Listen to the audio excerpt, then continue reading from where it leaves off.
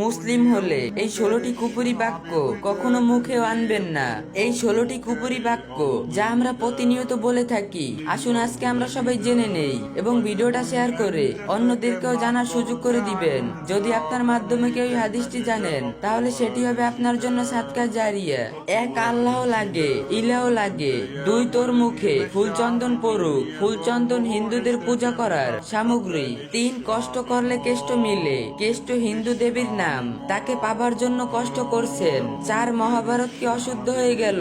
মহাভারত একটি উপন্যাস যা হিন্দুদের একটা ধর্মগ্রহণ। 5, মোল্লার দৌড় মসজিদ পর্যন্ত, এটি ইসলামের নামে কটূক্তি করা। 6, লক্ষ্মী ছেলে লক্ষ্মী মেয়ে, লক্ষ্মী স্ত্রী বলা হিন্দুদের দেব দেবীর নাম লক্ষ্মী, তাই ইসলামে এটি হারাম।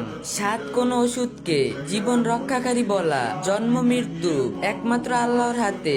8, দুনিয়াতে কাউকে শাহিনশা বলা, এর অর্থ রাজাদের রাজাধিকারী। 9, নির্মল চরিত্র বুঝাতে দোয়া তুলসী পাতা বলা, এটি অন ইসলামিক পরিভাষা যা হারাম।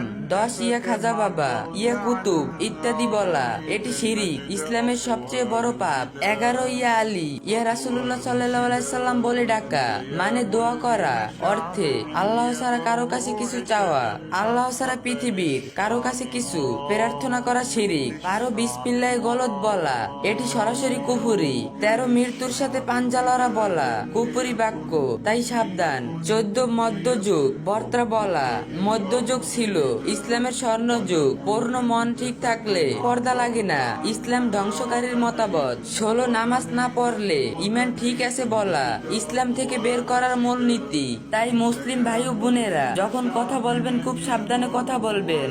এই কথাগুলো কখনো মুখে আনবেন না। ভিডিওটা শেয়ার করে অন্য ভাই ও বোনদেরকেও সতর্ক করে দিবেন। ইসলামের যে কোনো বিষয় সুন্দরভাবে জানতে বুঝতে এবং মহা জরুরি মাসালাগুলো সহজে পেতে এই আইডিটি ফলো দিয়ে রাখুন। আর যে যা পারেন একটু বেশি বেশি কপি লিঙ্ক করে দিয়েন।